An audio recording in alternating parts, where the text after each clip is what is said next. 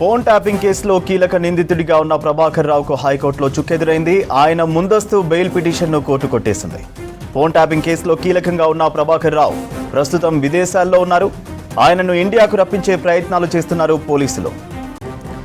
Details Dhanraj అందిస్తారు. Dhanraj, Prabhakar Rao bail పిటిషన్ను court కొట్టేసినట్టు తెలుస్తోంది. డీటెయిల్స్ ఏంటి?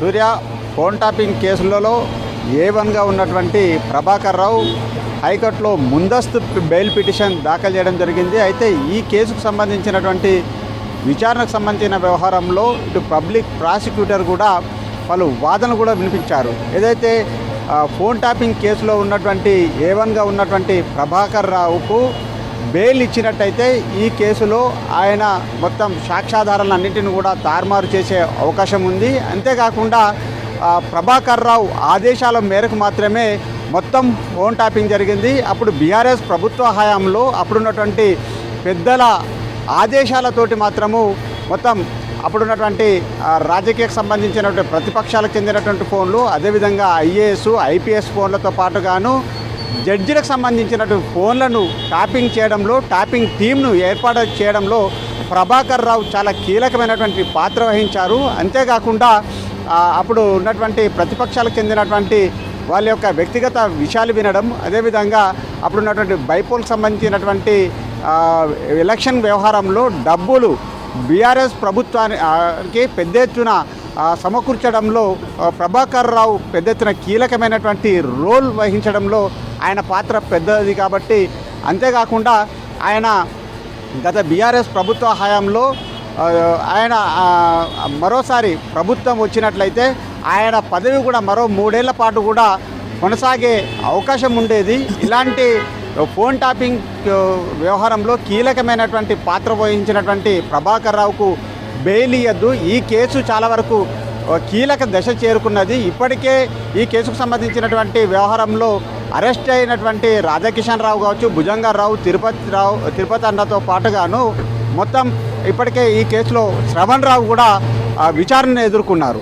అయితే ఇలాంటి క్రమంలో కేసులో ఇప్పటికే ఛార్జ్షీట్ కూడా దాఖలైంది. ఇలాంటి సిచ్యువేషన్లో ప్రభాకర్ రావుకు బెయిల్ ఇచ్చినట్టయితే మొత్తం సాక్ష్యాధారాలను కూడా తారుమారు చేసే అవకాశం ఉంది. అదేవిధంగా ఈ కేసులో నిందితులుగా ఉన్న వాళ్ళని కూడా ఆయన ఇన్ఫ్లుయెన్స్ చేసే అవకాశం ఉందంటూ కూడా ఇటు పబ్లిక్ ప్రాసిక్యూటర్ వాదనలు వినిపించారు. మరోవైపున చూసినట్టయితే ప్రభాకర్ రావు తరపున చూసినట్టయితే వాదనలు వినిపించినటువంటి నిరంజన్ రెడ్డి అయితే 35 ఏళ్ల పాటుగాను ప్రభాకర్ రావు సర్వీసులో ఉన్నారు. ఆయన రాష్ట్రపతి అవార్డు పొందారు. ఆయన క్రమశిక్షణ గల వ్యక్తి అంటూ కూడా ఆయన తరపు వాదనలు వినిపించినప్పటికీ ప్రభాకర్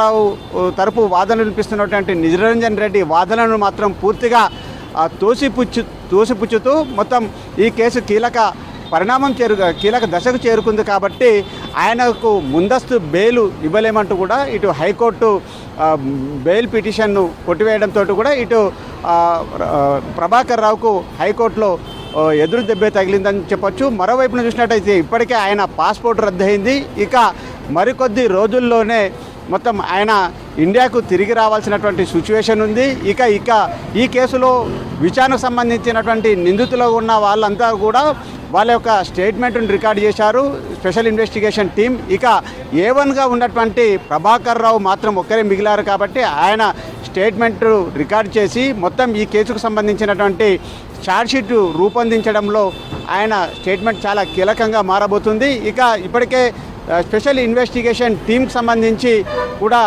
శ్రవణ్ రావు ఇచ్చినటువంటి ఈ కేసులో మీడియా అధిపతిగా ఉన్నటువంటి శ్రవణ్ రావు ఇచ్చినటువంటి కీలకమైనటువంటి ఇన్ఫర్మేషన్ కూడా రికార్డు చేశారు. అదేవిధంగా SIB చీఫ్గా మాజీ చీఫ్ అయినటువంటి ప్రభాకర్ రావు ఎవరెవరికి ఆదేశాలు జారీ చేశారు, ఎక్కడెక్కడ ఫోన్ ట్యాపింగ్ సెంటర్లను ఏర్పాటు చేశారు, అప్పుడు ప్రతిపక్షాలకు సంబంధించినటువంటి నేతలకు సంబంధించినటువంటి ఫోన్లను ఏ విధంగా విన్నారు, ఎక్కడెక్కడ వాటికి సంబంధించినటువంటి పరికరాలను ఎక్విప్మెంట్ను కొనుగోలు చేశారు, ఏ సెంటర్ నుంచి మొత్తం ఈ ఫోన్ ట్యాపింగ్ను ఆపరేట్ చేశారు, ఆ తర్వాత కీలకమైనటువంటి ఆధారాలను ఎవిడెన్స్లు అన్నిటిని కూడా పూర్తిగా ధ్వంసం చేయడంలో ప్రభాకర్ రావు పాత్ర చాలా కీలకమైంది. కాబట్టి ప్రభాకర్ రావును విచారించాల్సిందేనంటూ కూడా ఇటు పబ్లిక్ ప్రాసిక్యూటరు ఆయన వాదనలు బలంగా వినిపించడంతో ప్రభాకర్ రావు ముందస్తు బెయిల్ కొట్టివేయడంతో ప్రభాకర్ రావుకు హైకోర్టులో ఎదురు దెబ్బ తగిలిందని చెప్పొచ్చు. సూర్య.